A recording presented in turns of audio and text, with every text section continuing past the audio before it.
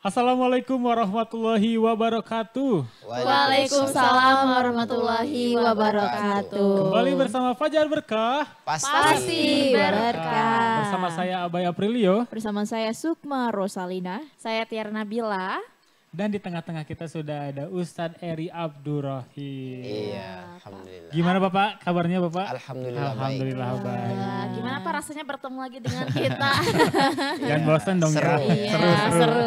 Ketawa terus. By the way, Sambil mendengarkan ilmunya. Iya, apa? Tema hari ini apa Tiara?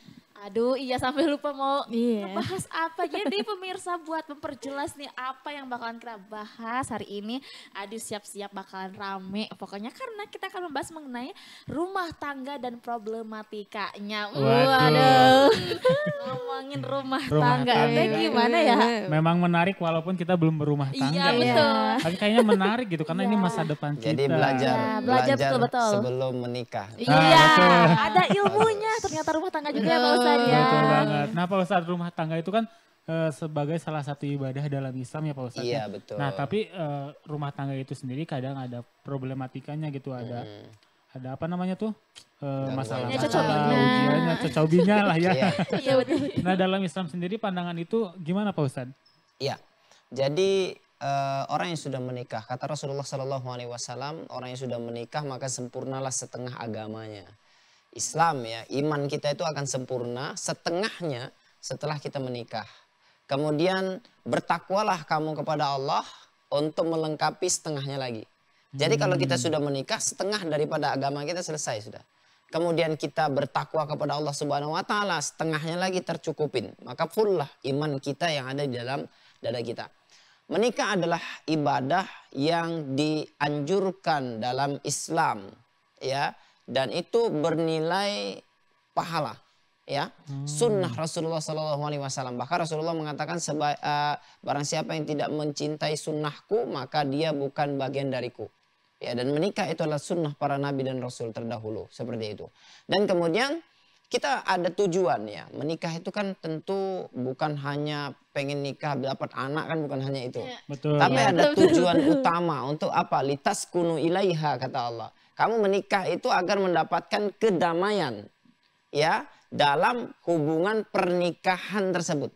Makanya Rasulullah mengatakan kalau ada surga di dunia, maka surga itu terdapat pada rumah tangga yang harmonis.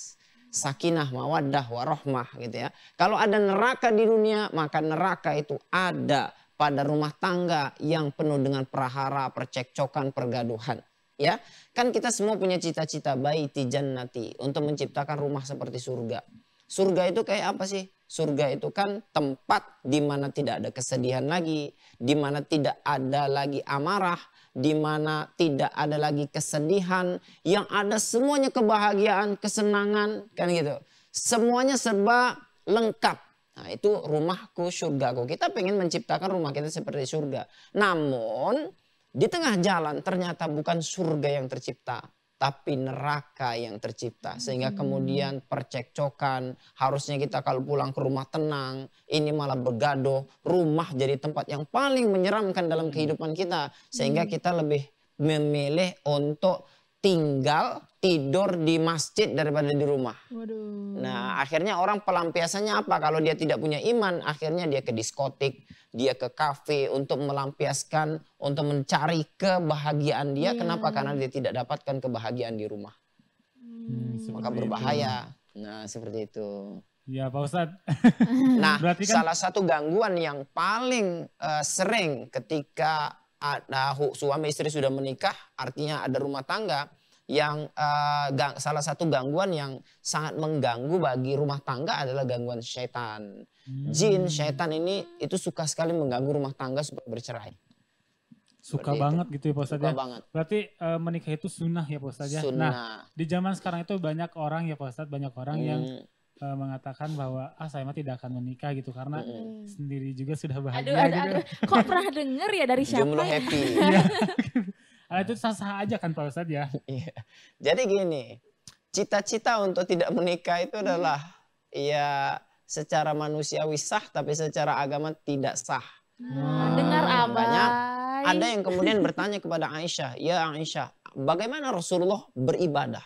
Maka kemudian diceritakan Rasulullah itu beribadah seperti ini kata Aisyah. Maka kemudian mengatakan kalau gitu saya akan habiskan sepanjang waktu untuk sholat dan saya tidak akan pernah tidur mulai hari ini.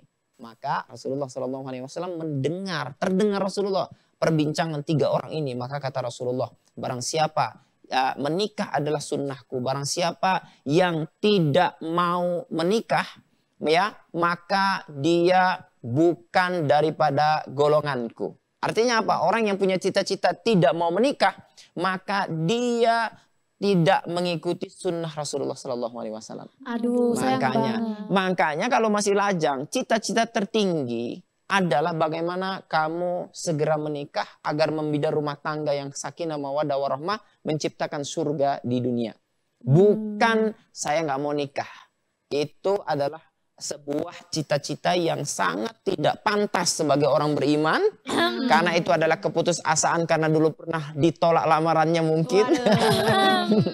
Ya, cita-citanya menikah. Jangan pernah bercita-cita tidak mau menikah karena itu bertentangan dengan syariat Allah. Dan kalau kamu terus-menerus punya cita-cita tidak menikah, maka kehidupanmu akan semakin hari semakin sulit.